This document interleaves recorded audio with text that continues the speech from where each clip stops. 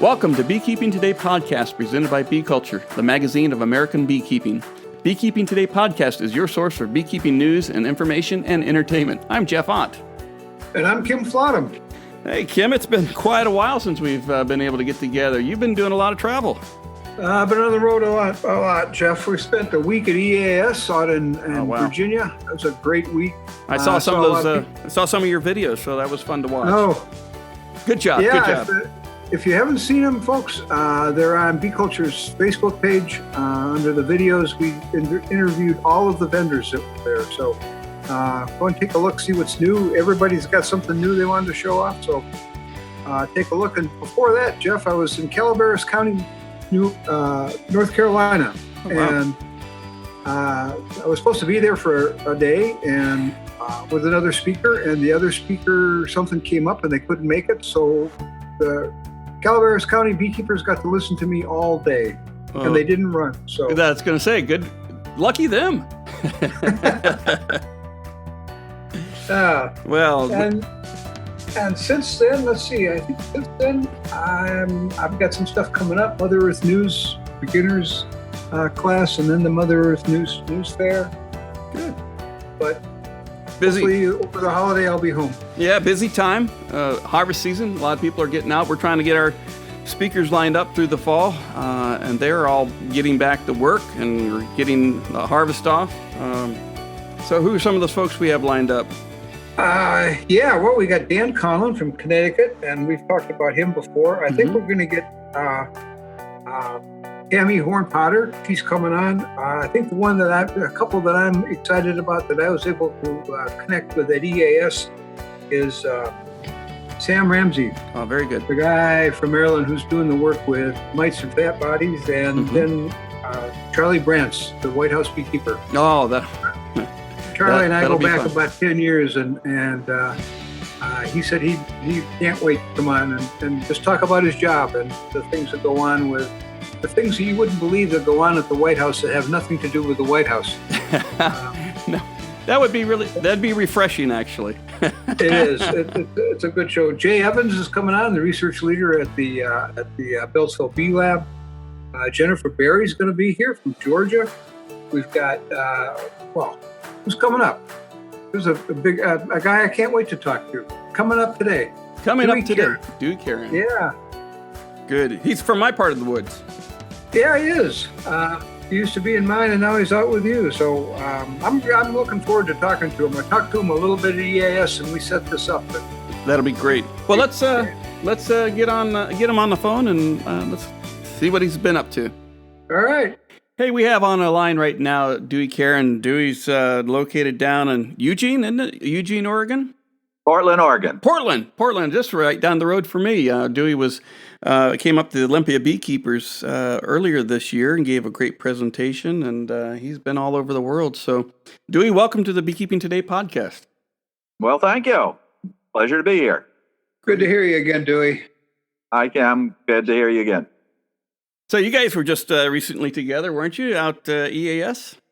We were. We'd love to have Kim on our program as many times as we can get him for his combined wisdom. I assisted a little bit with program. Virginia did a nice job approaching 800 numbers, so fantastic. Well, that's great. It was a good program. I was glad to be a part of it. I was also glad that I got to watch a lot of it. So one of the things, Dewey, you were doing there, and I know you have a history with EAS even longer than mine. We both go back I go back about 33 years. You're going back farther than that? 51 years, Kim. 1967, University of Maryland, very first one. So I'm still a pup here. I got a ways to go. But one of the things that EAS has done well over the years is they started. They adopted an existing Master Beekeeper program, the one that Roger Morse set up, and you've played a big role in that. And I'd like people to hear a little bit more, both about the history, if you can, and then kind of up to this year. Okay, I was a student. Roger Morse was my mentor. I was in Cornell from the 66 to 70 when I left for University of Maryland. After that, he took a trip to England and really got enmeshed in the BBKA, British Beekeepers Club Association. And they have a fantastic program of teaching new people. It's a certification program, exams, practical experience. And he said, why not bring this to the U.S.? And so he did. He organized a training session at Cornell. The very first year was in 1977. I actually came back from a sabbatic in Arizona to help train that, and brought him back in 78, and then certified something like 32, virtually all New York individuals, more than just beginners, really committed sideliners. Probably a couple, there were a couple commercials in there as well. A couple fellows from northern New Jersey. And so that was the start of essentially a master beekeeper program. Roger recognized there was an awful lot of work to it, so then we discussed the possibility of perhaps EAS taking over the certification. And so that did happen. The very first certification was a class of 16 at the EAS that was held in 1980 at Rutgers University. I know, I just interrupt you for a second here, Dewey. I know there was Roger also had another reason to get a program like this going, and that was there at the time there were issues going on Long Island, and when the powers that be needed an expert witness, they had to call Roger. And what Roger wanted, as I recall, was he wanted people down there already trained that they could call, so he didn't have to make the trip. Remember that? That was certainly part of it. The state association was controlled by the big guys, the commercials, and that thinking back to the 80s, that was a time when this committed hobbyist group, the city beekeepers, suburban beekeepers, really got underway. Long Island was certainly a hotbed of that, and he recognized that to try to serve the commercials and all these hobbyists, to get all the way down to Long Island, all the way out to the Buffalo area, up in the Champlain Valley, was a great commitment. So, part of it was to get mentors certified so that if someone was a master beekeeper, they would certify that they'd had more experience, they could handle bees, they knew the general biology and the history of bees, all the things that we tried to wrap into the master. We still do try to wrap into a master program. I know one of the since then the program has certainly grown. It's become larger. There's a lot of you got a handle on how many people have finished that program over those years. We probably in EAS alone have certified over 300 individuals. We have an active list of a little under 200, those that we know are still active, still teaching beekeeping, still, mentoring other students, teaching their local courses, etc. So it's remained active. That's how many? I suppose it goes through revisions every year. It does and it doesn't. We've added within the last few years another test. So the EAS Master Beekeeper Certification is testing only. There is no instruction. It was designed that the local association, state group would train people, and then EAS would certify them as master beekeepers. That included a field exam, a written exam, which was the equivalent of passing a course in the biology, university level course, and then also a laboratory exam, which was very practical. See this piece, what is this piece, how is it used, when would you use it? Those type of questions. The last exam we've had is the oral exam, because master beekeepers are called upon to meet the press, talk with their mentors. And so the oral exam consists of a prepared 5-minute presentation and then 3 extemporaneous. We give you a topic and you have 3 minutes to talk about it. So a press person sticks a microphone in front of your face ask you a question about why are bees dying, or whatever. We have those type of scenarios for an oral exam. Kind of like we And did that to is you today. so there. Yes, some revisions, Jeff, through the years with it. Oh, good. That's kind of like what we did to you today. Yeah, there we go. Except now we got a camera in your face too. There we go. So the someone who's in the program, how long should they plan? If someone was looking at saying, I really want to consider a master beekeeper program, how much time is realistic for someone to go through the entire program? Considering they have some testing is only once a year, Jeff. That is at the annual conference. You have to register for the conference. We require that you have a 5-year minimum of experience to be nominated by an existing master beekeeper or some professional, such as maybe an apiary inspector or perhaps the university extension professional. And the way we have it arranged is you would come into the program with taking the 4 tests. If you pass one or more of the tests, you then have the opportunity to come back and retest those that you did not successfully pass the first time. So it takes. Some people will do it all in 1 year. We had a number this year. We had something of in the vicinity of 9 of 16 came into the program this year, passed all 4 of their tests. Wow. The other 7 then have to come back if they want to complete the certification. Come back and take 1, 2, and 1. And I think one person passed only 1 test, so he or she has to come back for 3 more tests.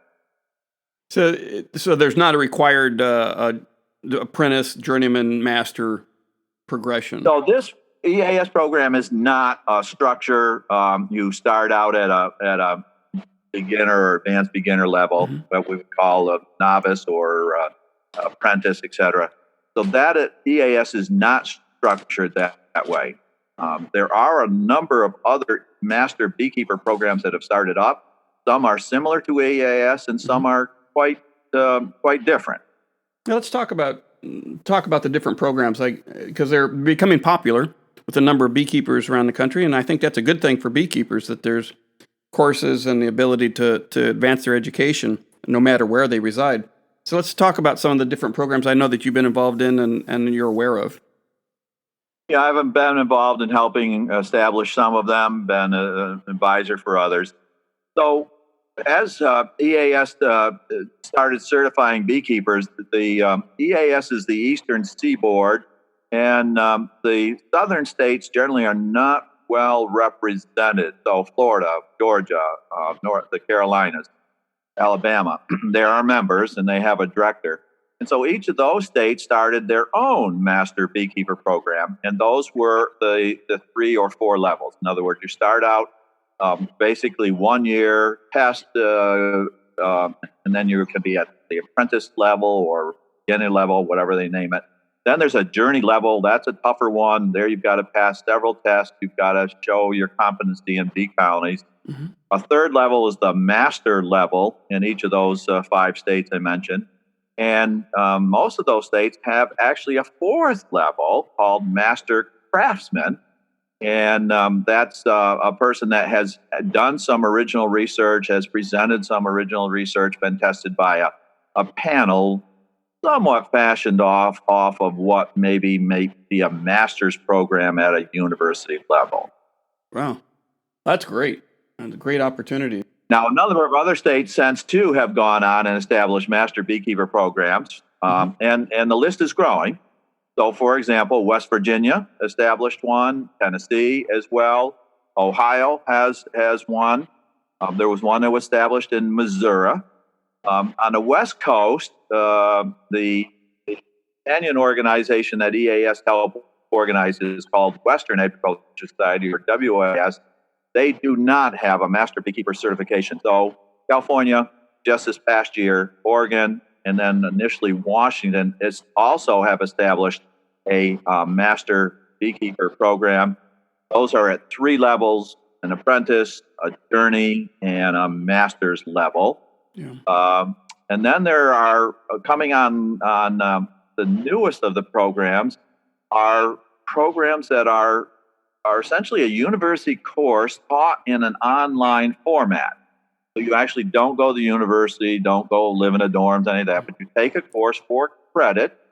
And so Montana has established a 3-level Master Beekeeper program, all online. No practical experience, but very, very rigorous. Each of the program, they go through a set of programs, and then in each of them, it's not you do it in isolation. There's a chat room. There's a with the online courses, a way to have some feedback, and they're mandatory. So you join those, talk, ask questions, hear answers from other students, quiz other students as well, back and forth with a professor. So they're elaborate, but the one thing it does lack is that hands-on, showing proficiency in the apiary that you can handle bees. Yeah, I would think that would be important. Pretty extensive, I mean, anything from the online to some of the more traditional programs, or simply with EAS, simply a certification.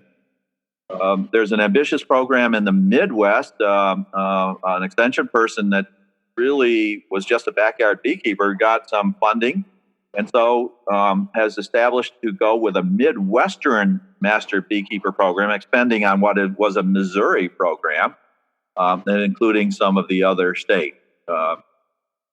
New programs, Colorado's developing one, Hawaii has one, New Mexico is developing one. So we're not uncertain developing the various state programs. This year we certified a fellow from Australia, of all places. Real interesting fellow. He's in the Melbourne area, where the largest backyard group is in that area of Australia. He says he would like to take the whole concept to that group in Australia. So we'll see what happens. It may go international. You can start franchises. That'd be fantastic. There we go. Sure. Well, good. So you've been you really traversed the country talking about the beekeeping programs, but you also have gone from one side of the country to the other, much like I have. I started in Ohio, and now had a few years in the Denver area, and now I'm here in Olympia, seeing beekeeping in all the different areas. What are your observations between the East Coast and the West Coast beekeeping? Yeah, my professional life, Cornell, University of Maryland for 11 years, and Delaware 29. So that's all East Coast. I was brought up in Vermont, started beekeeping actually as a Boy Scout merit badge. And then as I'm nearing retirement, my sons, who graduated University of Delaware, got married, and for different reasons, both of them ended up in Portland, Oregon. And as they wanted to do, they started grandkids. We bit the bullet and had made the tough decision, leave all of our friends and leave my university and come out to Oregon. So that happened in 2009. And so the real reason was to come out for the grandkids. I hadn't much intention that someone asked, can I move your bees out there? I could have put bees on the back of a truck and moved them to California. And I said, nah, I think I'm going to retire. Well, other things intervened, and I've actually probably more active in bees than I was in my professional life at retirement. I'm a work in progress. I don't know what's going to Well, you're hooked up with the university there now, right, Dewey?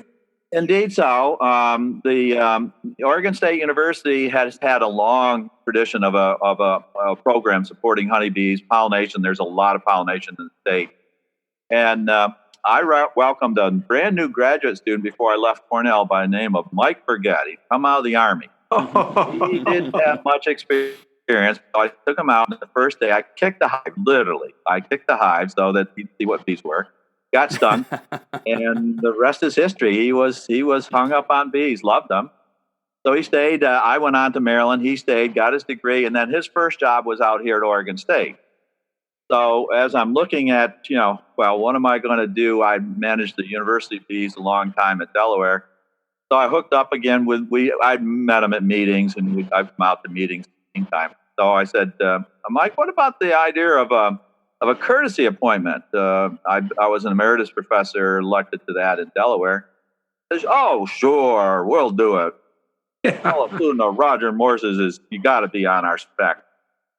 So they hooked me up with it. It's a courtesy appointment. I get the right to hunt for a parking place when I go down there, and get the right to stand in line for football tickets, that type of thing. Get library privileges is real important. Got a email address, those things. So so I have the no pay, lots of glory, no pay. So what's the primary difference that you see in keeping bees on the East Coast versus the West Coast? Or do you see any? I do. As I say, all my experience has been the East Coast.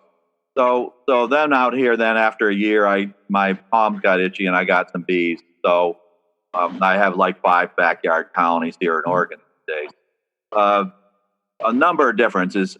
In the East Coast, Pennsylvania and New Jersey, Delaware, where I was, Maryland, we had a couple of full-time beekeepers.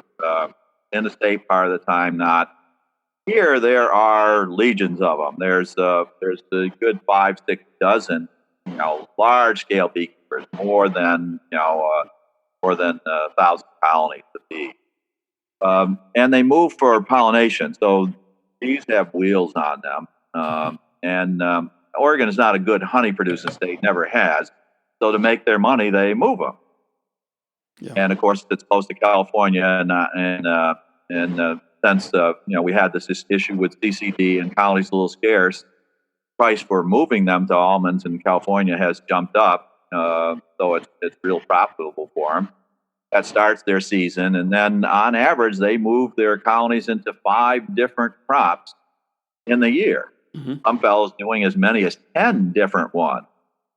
So they'll have their contracts, and then they'll try to get a timeout for their bees to get them away from ag and a more mixed smorgasbord of plants for the end of the year. So this was a whole new world, having all this opportunity to interact with the commercials. The big thing with hobbyists have come on strong everywhere across the U.S. Very strong clubs here. Virtually each of the counties here in the what we call the Willamette Valley, the part of Western Oregon, have a bee association. Very active, very strong. Our state organization has transitioned successfully here. They used to be just commercials. Now they program for, accept, and include the hobbyists as well. So it's a sort of an integrated group. Not all of them in all states are. The bee thing that I found big difference is we don't have a fall flow here. I was spoiled with goldenrod and aster, and there's nothing here. It gets dry, everything dries up, and my God, the bees are starving. They're robbing. You open up a colony, they start robbing each other. So a big issue, of course, with mites, with viruses is new, but that's across the country as well. So I've had to relearn a few things. You can't rely on that fall plant. Yeah, the yellow jackets have really surprised me around this area too. They are ever. They halt picking in orchards. People don't go to the park because they're so fierce. Beekeepers have 1 or 2 traps per colony, so they're trapping the workers like crazy, just to keep the pressure down, so that the yellow jackets kind of just feed on the dead out front rather than actually invading colonies. Yeah. You open a colony and they're right there. I don't know what their signal is, but boy, you open a colony and they're right inside. They're real nasty. They're really nasty.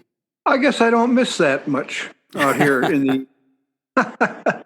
If we see 1 or 2, I had ran into a small ground nest this last weekend, but we haven't seen many this year, and don't often see very. Occasionally they flare up, but. Dewey, I want to hold you on that for a minute, and I'm going to guess it's your relationship with the university and/or all of the people that that you got hooked up with the Honeybee Health Coalition, and I know you've done a lot of work with them. We had Jerry Hayes on here a while ago. He talked about it because he's part of it, and but you have a somewhat different role in that group. Can you share that? And I'm going to tell you, I think I don't think enough people are using the information that's available. How can we get more out there? What do you think? Yeah, and I'm not exactly sure how it all worked out. So the Honeybee Coalition the Health Coalition is like 49. We're up to 49 groups. We're not trying to add groups, but it's a really fully integrated. It includes the beekeeping group, the national group, EAS, HAS, WAS, the Federation, and the honey producers. But also includes the manufacturers of the chemicals, suppliers of the chemicals and the equipment, et cetera. It includes, it's really fully integrated all the way down to crop organizations. The Almond Board is a member, for example. Sustainable agriculture. We even have a fund that's on there, a fund, the 11 Family Fund from Ohio. So it's really an integrated group. And I had the chance to just after they formed only in 2014, to go as a representative from WAS, and I've been their representative since as a member. Our group is broken down into task forces, and so my affiliation, the one I thought was best, was to work with the Hive Management group.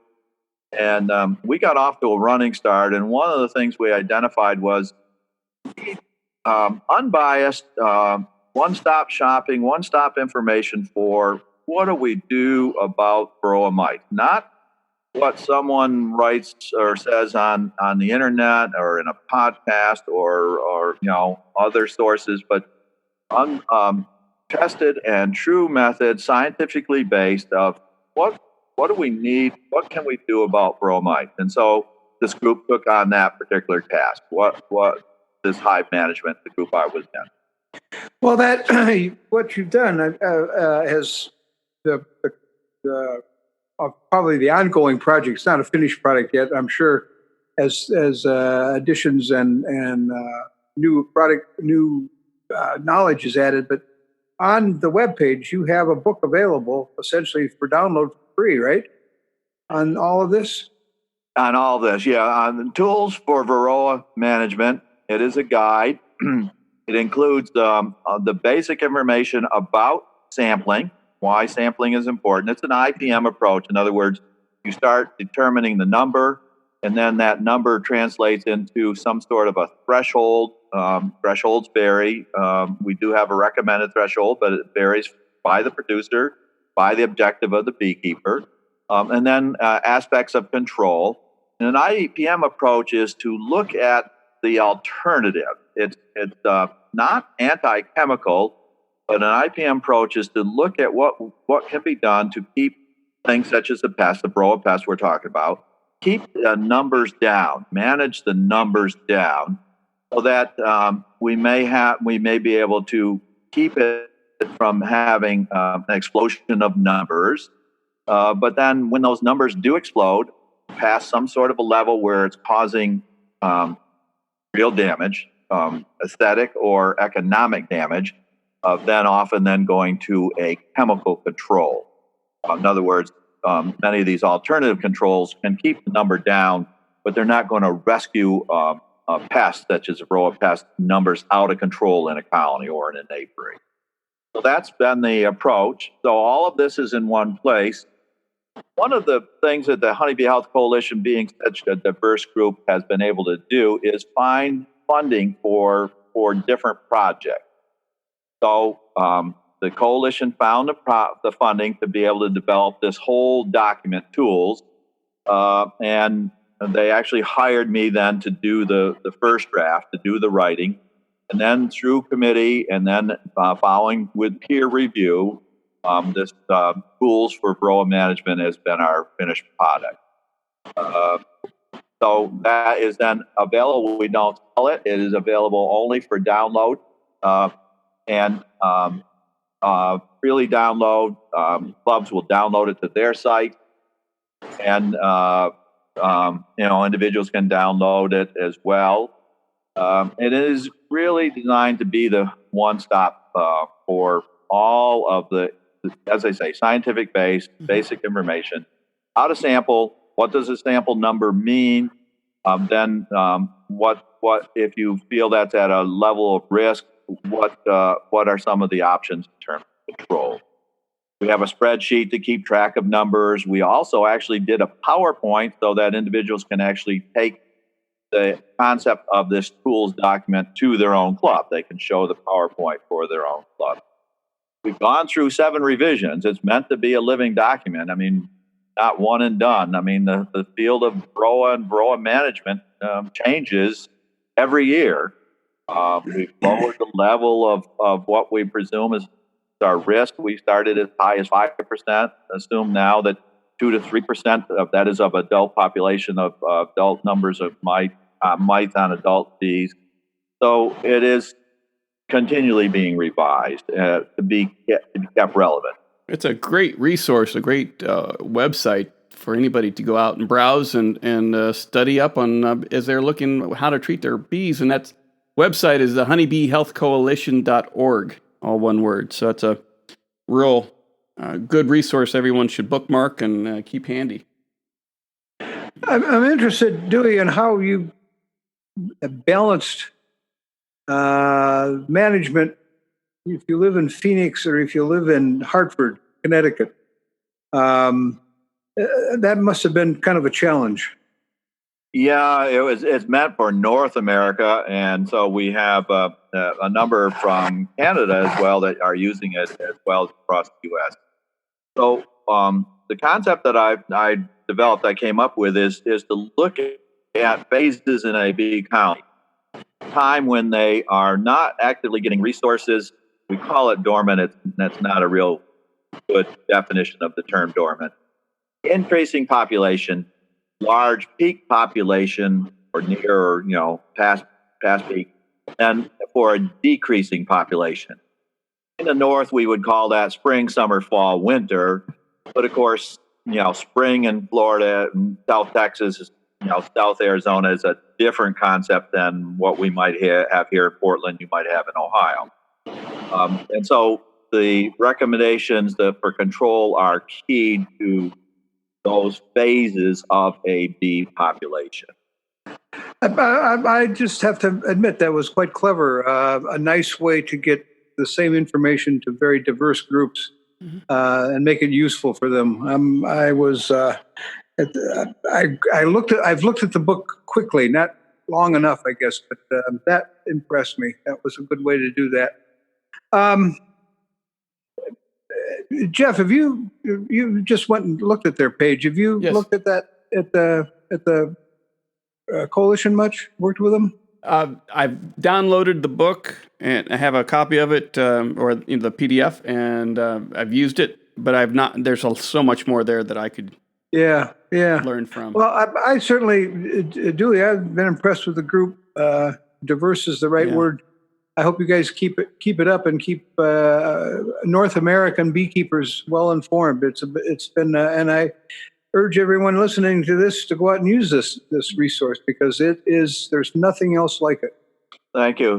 Maybe I can highlight a couple other things we have going.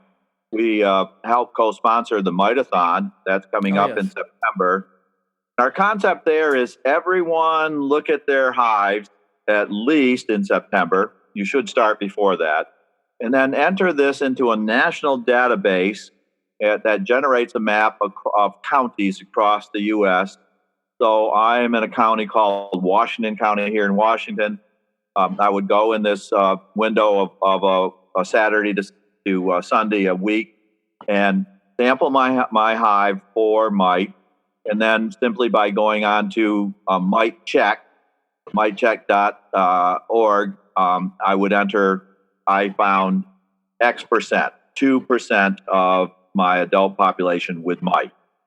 And so it's meant to be a snapshot, but one to help illustrate that the first step of being able to be successful in controlling mites is knowing thy enemy, knowing what number is in a colony. All colonies have mites. So the question we should be asking as a bee steward is not, does my colony have mites? That answer is yes, or will have if it's not now. But how many mites? And so sponsoring a week of where everyone can enter data into a national database is a way to bring this importance of testing, of monitoring to the forefront. So that's really what the Mite-a-thon is all about across the U.S. And that's www.mitecheck.com. I'm sorry, Mitecheck.com. Correct. Yeah. And there's a short article about it.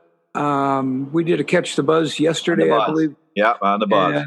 And if you go to beeculture.com's webpage, you can get the just click on the link, and it'll get you hooked up, and it'll tell you a little bit more about it too. So our concept, why we're doing it, and why we think it's important. It's basically a citizen science, and this is be impossible for someone to try to collect as real data, try to get across the country a sampling of mites. So we're asking beekeepers, citizens, to go ahead and try to fill in that missing data that we use. Yeah, I was going to say, we'll add those links to the show notes on the website. So you look at those Very up good, yeah. here shortly. Thank you. So we're coming up on The end of... Honeybee Coalition, go ahead. The coalition is doing a couple of other things I might quickly mention. Mm-hmm. We found some money to sponsor some preliminary screenings for new insecticides. So we know we're going to be losing some of the current ones we have due to mite resistance. So that's one of our other activities. We have a model project going, a demonstration project in the Midwest, where most of the bees end up in Dakotas for part of their year, to try to integrate the crop pest advisement with proper varroa control and food and nutrition for bees. We have a number of nutrition projects. We sponsored a competition about what could be done for research on nutrition. Featured those speakers at the Federation meeting. We'll do it again coming up in South Carolina. So people can see that important aspect. Mites are mightily important for bee health, but they're not the only thing. And so there are efforts underway in terms of mitigating pesticide damage, both among beekeepers using pesticides, but when our bees leave our colonies and get exposed out in the environment. And then this food and nutrition, proper nutrition seems critical. One stressor, let's say varroa mites, add a nutrition stress, not enough pollen available, or not enough, in an ag situation where there's only one thing in bloom, weed killers have taken everything else out. Adding a level of stress, these compounding factors really seriously stress bees, seriously affect bee health. So the coalition is really not just about mites. It is not just about pesticides, not just about nutrition, but trying to put all of those together with task force and finding funding to fund the work that's going on by others that are doing that type of work. It's a resource that everyone should tap and look into, the honeybeehealthcoalition.org. It's really is good information. Well, I wanted to talk to you about Bolivia. Can you just tell us real quick, what are you doing in Bolivia? I said I was a work in progress in retirement. One of our plans was to spend half the year in Bolivia, half the year in U.S. 25 years ago, I married a delightful Latina who was from Bolivia. We met through our international development project. And so she still has family there. So in retirement, we were going to spend some time there. Well, of course, when I married her 25 years ago, I discovered the grandfather was a beekeeper. And small world. So maybe it was destined to be.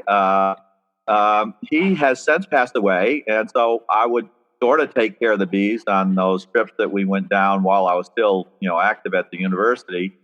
But recognize that wasn't very effective. Bolivia was one of the early countries to be affected by africanization of the bee population in South America. So when he was there initially 25 years ago, he had gentle European bees in Langstroth equipment, some rustic hives as well. Then Africanized bees invaded from Brazil, Paraguay first, then Bolivia, and the population changed over and to Africanized, and the bees became the monsters that we know as the defensive Africanized bee. And they brought their behavior of absconding with them, so that he would keep the bees alive. He would feed them some, keep them through their dry season, which is like our winter here. But then with Africanization, the bees changed, not only being more defensive and hard to keep, but with their absconding, they leave. They just simply leave. They don't stay in their hive year round.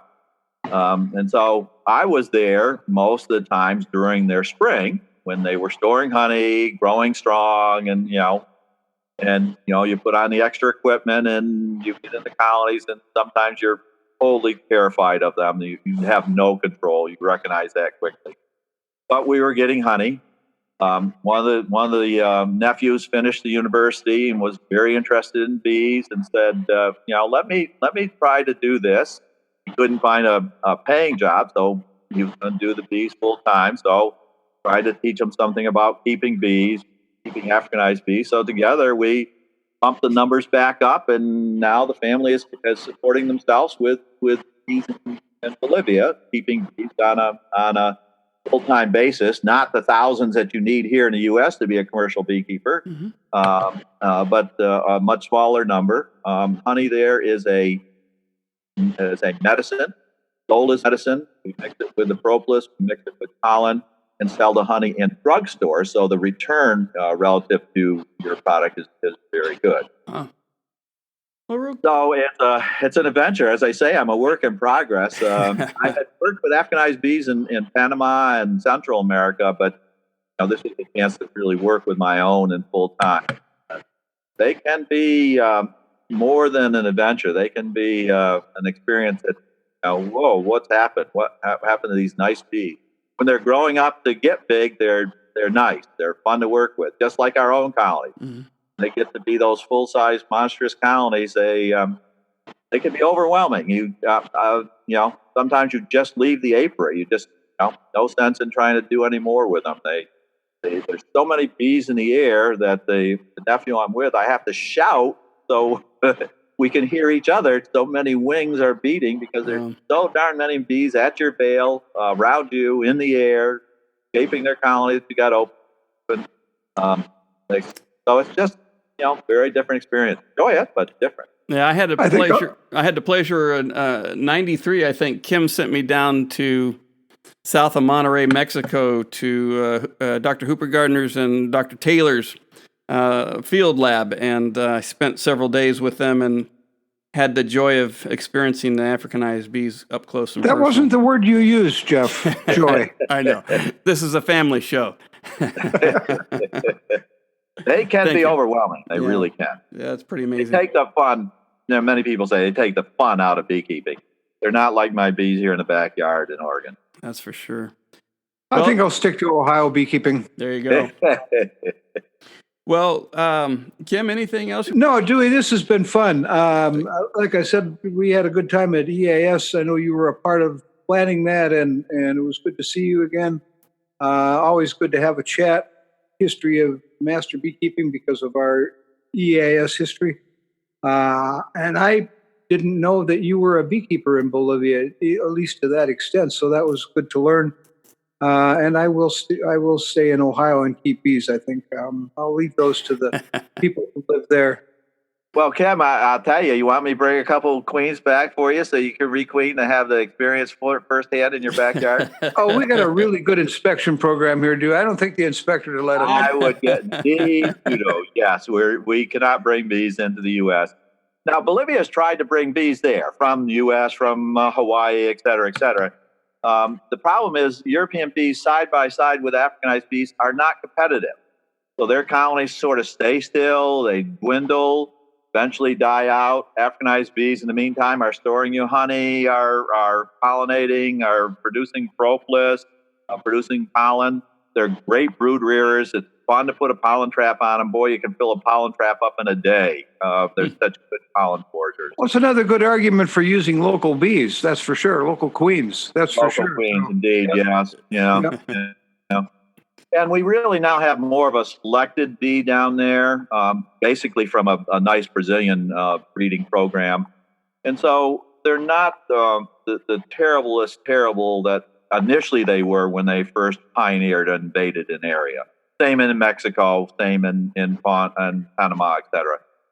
They get a little bit better. I'm at 8,200 feet in the city where my wife's family is at Cochabamba. And the elevation makes a difference. So there's, that environmental interaction that we have. Hot and dry and no resources. Yeah, they're very nastiest. But give them resources, lots of pollen to collect, nectar out there available. And they're like our spring colonies here. They're busy, they're active, they're developing, and it's fun to watch them grow and inspect those colonies and work with them. Great. That's when I'll visit, Dewey. Indeed. Indeed. Well, Yep. I think we better wrap it up here. But Dewey, I really appreciate you taking the time out of your busy days of retirement that you've just described. Doesn't sound like you're in an easy chair. But it's great to hear you, talk to you again, and look forward to having you back on the show.